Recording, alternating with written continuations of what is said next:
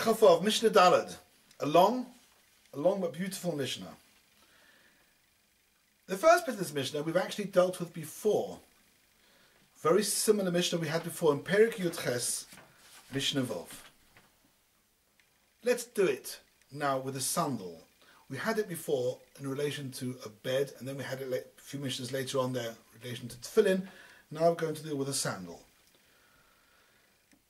A sandal is a classic kli oir, but because it is also ro'oi lemishkav and moishav, it's made for putting a person's weight on. Therefore, not only does it become a regular tumas, tome mace or tome sheretz, it also has the extra chumrah of medras, which means that if a zov or a zava or a nida or a yoledes puts their weight on a kli which is ro'oi lemishkav and moishav, then that kli becomes tome medras, it becomes an av hatuma. We're dealing with a sandal which has become such an av hatuma. It is already a tome medras. Says the Mishnah, Shenifsuko achas me oznov v'tikno tome medras.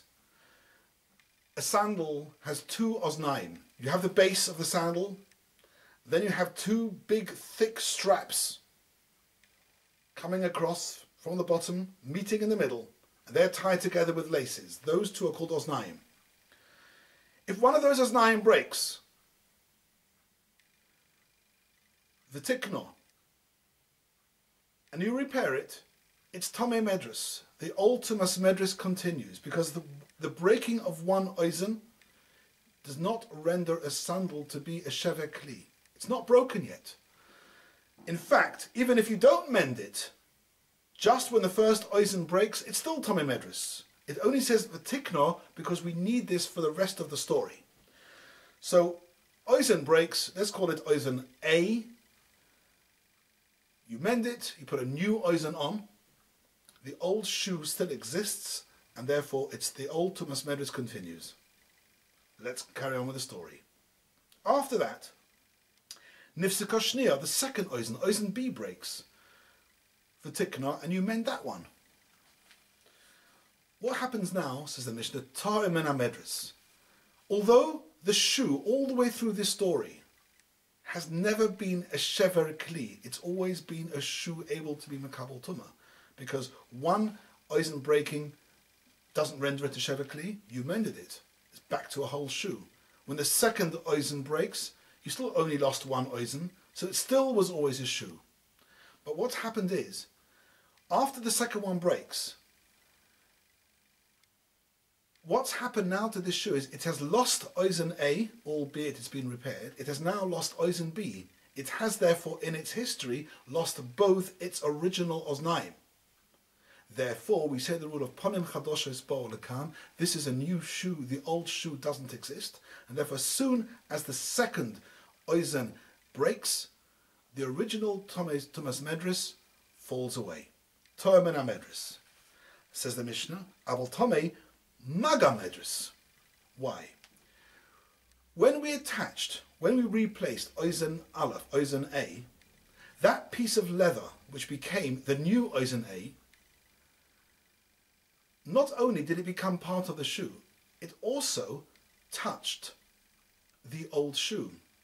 So it also became, under its own right, it became a Rishon Tumah because it touched the shoe which was an Avatuma.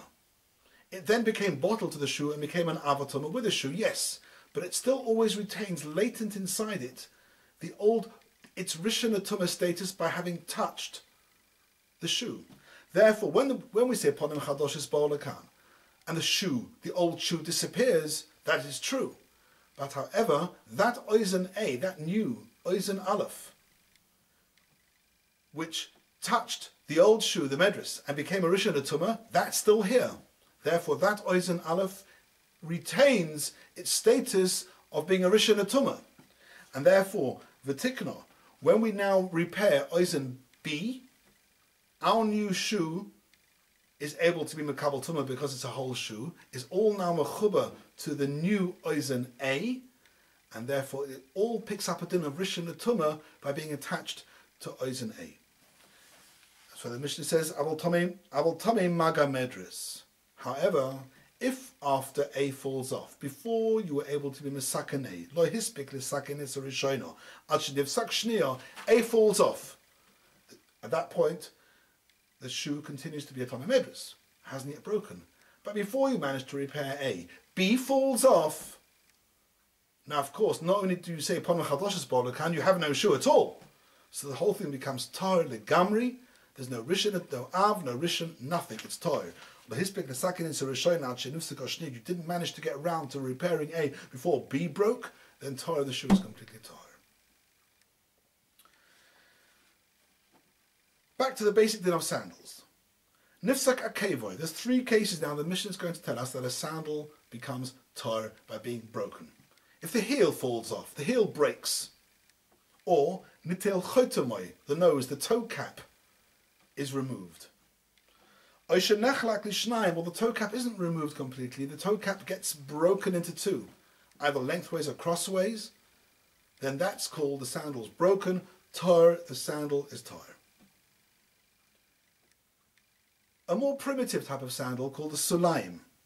This was just a piece of leather which sat on the bottom of the leg. It had no toe cap, had no sides. You just tied it with strings round the top. As long as it's not broken, it classifies as a shoe, and it's Mekabel Tumah. However, says the Mishnah, this one, Shenifsak Mikol Mokom, wherever it breaks, wherever it snaps, that's it. You chuck it in the bin, tar, it's broken. So we've done the sandal and we've done the sulaim. Now we move on to a proper shoe. Minol Shenifchas, a shoe that breaks.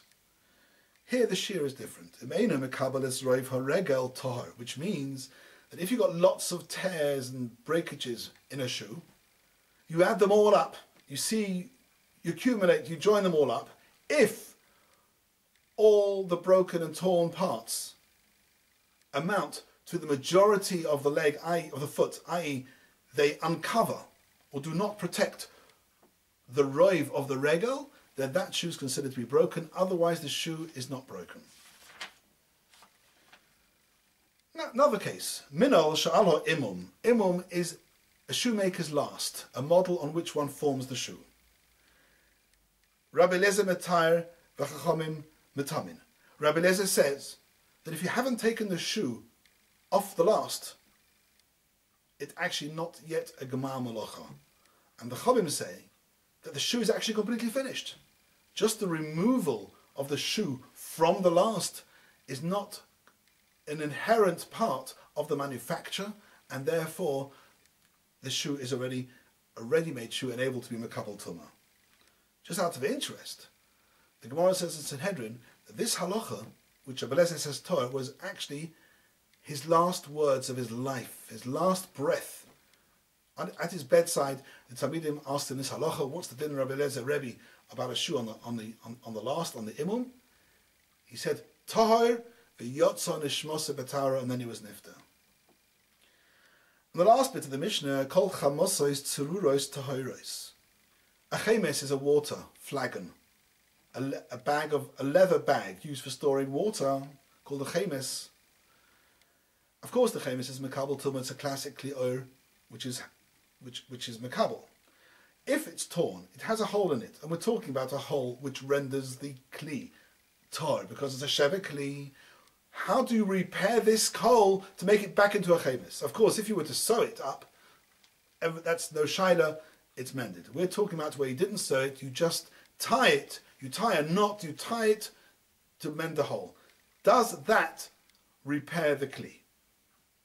Says the Mishnah, Tanakama, Toiris, all forms of knots and ties in a water bag, in a leather water bag, is no good. Chutz mishel Arabin, unless the knot is that of an Arabic knot. We look at the actual knot, but don't look at your intention, what you wanted to do, how long you wanted the knot to last for. We look at the actual knot. Tanakama says all knots are no good, they will undo. However, if it's an Arabic knot, which is an extremely long-term knot, that's a knot, and that's called repair. That's the same as stitching. Remeir says it doesn't depend on the type of knot. It depends on the kavanah of the kosher of the man who made the knot. Tzor Shah, if you did it just to be a temporary knot, Tyrus, that's no good. Tzor Olam, if you intended that things stayed there forever, Tameis, then that's called a repair. Rabbi Yossi Omer says, no knots, no ties, nothing you can do. You have to stitch it. Kol chamosas tzuras toiras, all water bags, all leather bags, which have been repaired by a knot, by tying, all tahir. And more on Medras coming up in Mitzvah Shem.